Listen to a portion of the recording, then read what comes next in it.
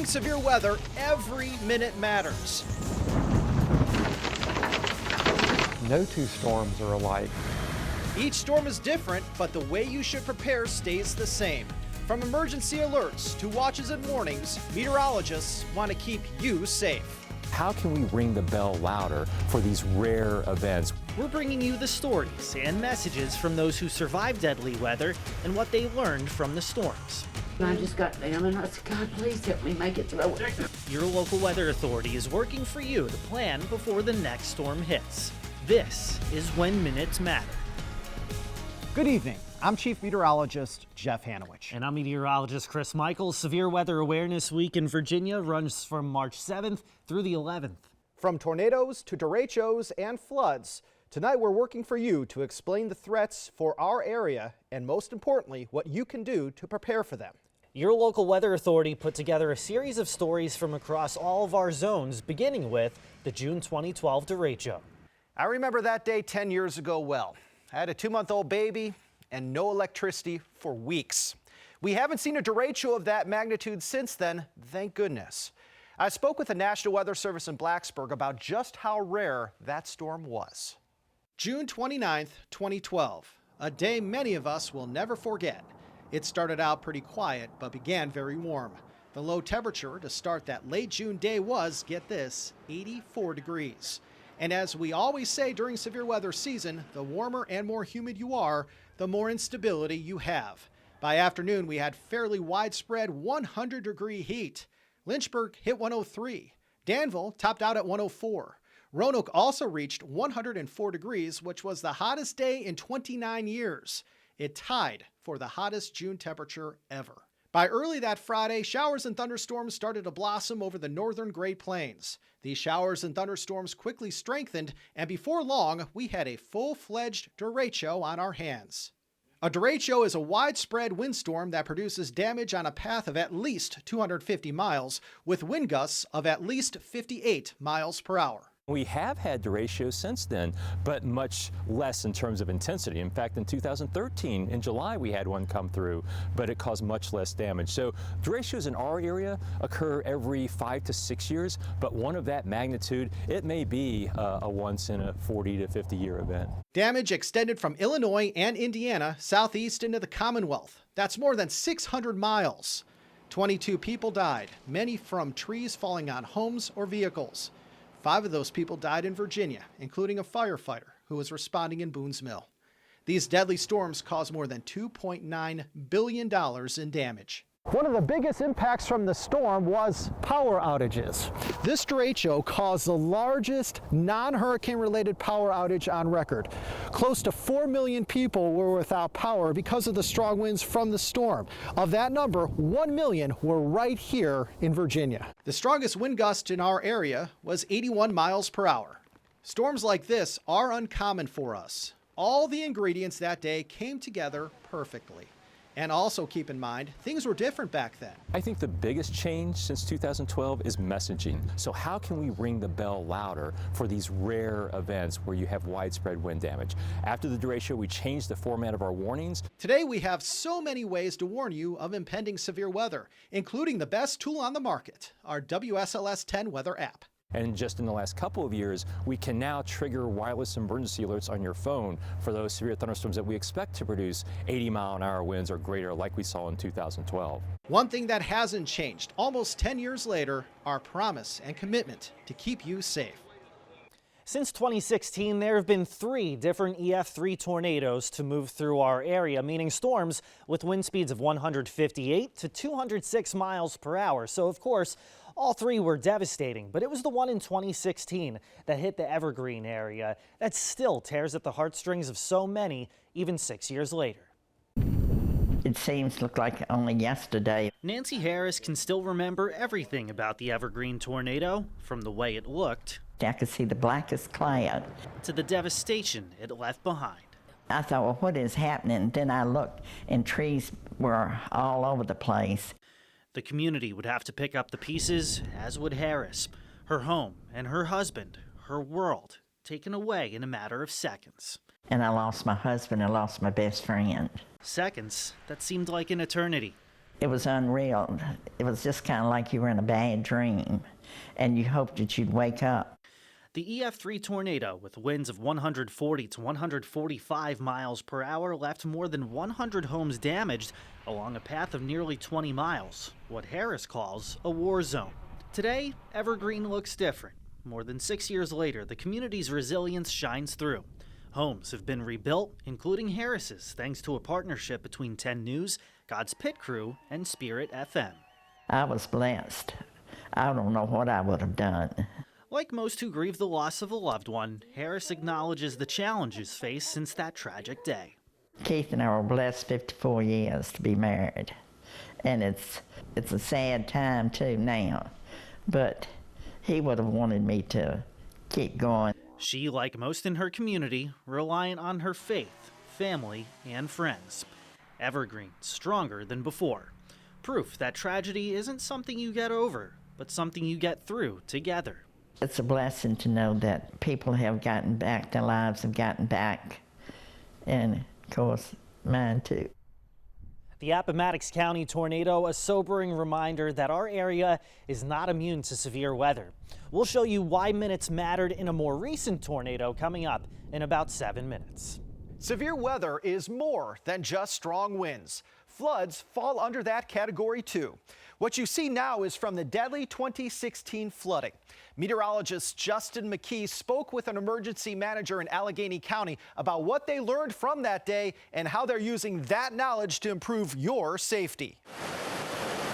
June 24th, 2016, a day that lives in infamy for survivors in Covington, Allegheny County, and Greenbrier County. The area we're standing right now, it came up to almost the bottom of the bridge. It crested right at 18 feet, which is almost double flood stage. The National Weather Service says it was a 1,000-year flood, as up to 10 inches of rain fell in 12 to 24 hours. The rushing waters took the lives of at least 23 people, including 15 in Greenbrier alone. The stories of those the flood left behind, heartbreaking. It was just really scary, and I didn't really like it, and I cried a little bit. Gunnar Ward, a 10-year-old survivor in Raynell, scarred by what he saw. When it rains hard, I sometimes panic, and when the creeks get high, I panic sometimes. And Ronnie Scott, mourning his wife Belinda, who died from severe burns after their home in White Sulphur Springs exploded. So I walk up beside the bed, and I can't touch her, the bed, or nothing. I said, Belinda, I love you. Ryan Muterspaw with the Allegheny Department of Public Safety has worked the past 6 years to remind residents to be ready for the next flood. We tell people to be prepared, have a plan, have supplies, and know what you're going to do ahead of time so you're not scrambling at the last minute. In the meantime, the survivors remember and reflect on their loved ones lost. If you could say anything, one thing to Belinda, what would you say to her? Hey, first thing I do is tell her I love her, I miss her, and I know one thing, she'll never be forgotten. When it comes to flood preparedness, there are 3 things to keep in mind. The first is flood insurance. Only 3% of Virginians have flood insurance. It's recommended to have it even if you don't live in a floodplain. The second is to turn around, don't drown. Just 6 inches of water could be enough to flood your vehicle and float it away. Finally, and most importantly, get to higher ground as fast as you can. The minutes before a severe storm matter the most. People hear that and they're more likely to take shelter. How the National Weather Service works to keep you safe during emergencies, and what they do if they think a tornado touched down in your area.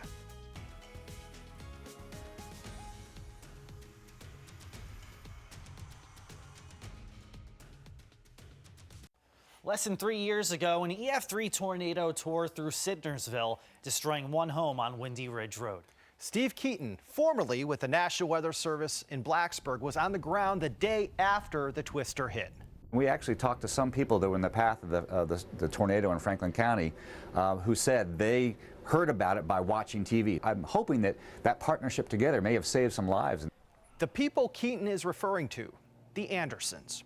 Dolores was in her basement when the twister destroyed her home. This is what she had to say as 10 News arrived on scene that day. And I can hear it. And I can hear glass. I can hear it. I can just hear it all.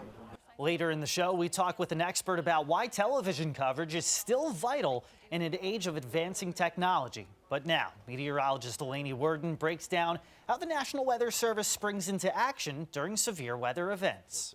Days ahead of a severe weather event, the National Weather Service is making preparations for the upcoming system by planning for extra staffing and designating specific roles to each forecaster. These duties range from who will keep an eye on radar if flooding is a threat, then who will keep track of hydrology. Someone is assigned to be in charge of social media, along with a meteorologist who will work to verify and release reports of any threats or damage from the storms. During the warning process, if we can get reports of damage and send that out and have our partners at WSLS and other stations relay that information, people hear that and they're more likely to take shelter. Those storm reports are a very important aspect, whether it's getting confirmation of a strong wind gust, reports of hail, or even damage to a home. The information is crucial. But it's so critical that we get ground truth information, and we spend a lot of time and resources calling weather spotters, calling people in the path of the storm where we may not have weather spotters to find out exactly what is happening so we can get that into our warnings and statements to relay that information. With the threat finally moving out of our area, you might think that it's out of sight and out of mind for the team, but they're far from being done with their work. After every severe weather event, we have to verify every warning we issue. That means we have to find out, were there 2 or more trees down where we issued the severe thunderstorm warning? Was there hail that exceeded the size of a quarter? And many times these storms occur in very rural locations, so we'll call farms anywhere we can find online to find that information. This can take days to complete, and the information has to be submitted within 90 days of the event. Just like you and me, these scientists are members of the community. Keeping everyone informed and safe is a top priority. The next round of meteorologists is on the rise here in Virginia. We're actually training people that will be the future forecasters. We're taking you to Tornado Alley, where Hokies learn firsthand how to forecast and deal with severe weather.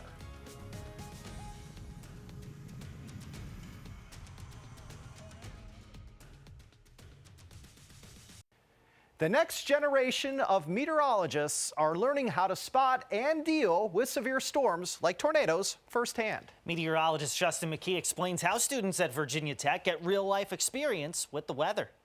National Weather Service in Evergreen has issued a tornado warning. In terms of a warning, it's much more meaningful if we actually have confirmation. Storm chasers and spotters are incredibly important when severe weather threatens our corner of the Commonwealth. Lucky for us, there's a school right in our backyard that teaches students to do just that, Virginia Tech. As part of the department's meteorology program, a field experience is required for every graduate.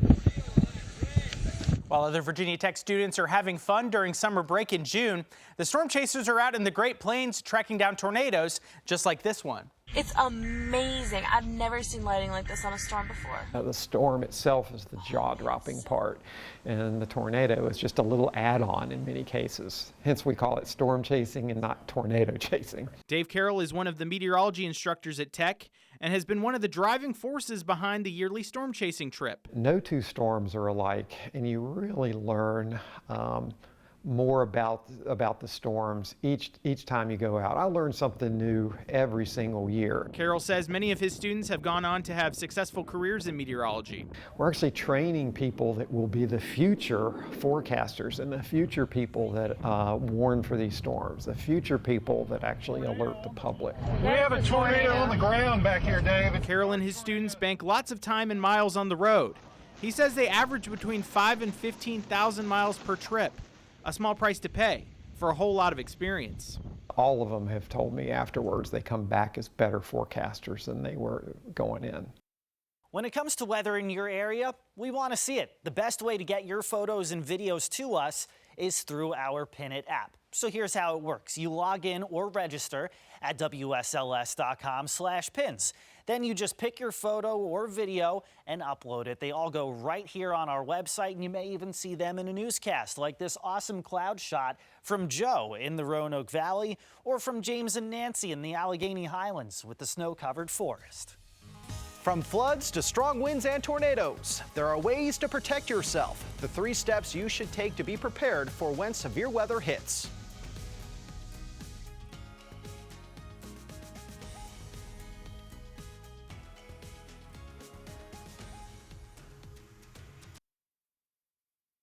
There are so many ways to get warnings when minutes matter. Weather radios, Your 10 News weather app, our social media pages, and lastly, outdoor sirens. Despite recent advances in technology, Dr. Laura Myers at the University of Alabama says her research shows the value of wall-to-wall coverage during a tornado warning. If you are within this warning, you need to be getting in your shelter right now. We see that over and over again. No matter how else they got the message, they're going to turn to the television. For the simple reason that, as she says, people want to know location and timing. And that's where your local weather authority has you covered. On air, online, on social media, and on our app. You can get the latest alerts, timing, and impacts when minutes matter. I'm Chris Michaels. And I'm Chief Meteorologist Jeff Hanowich. Thank you for joining us. Please stay weather aware and have a great night.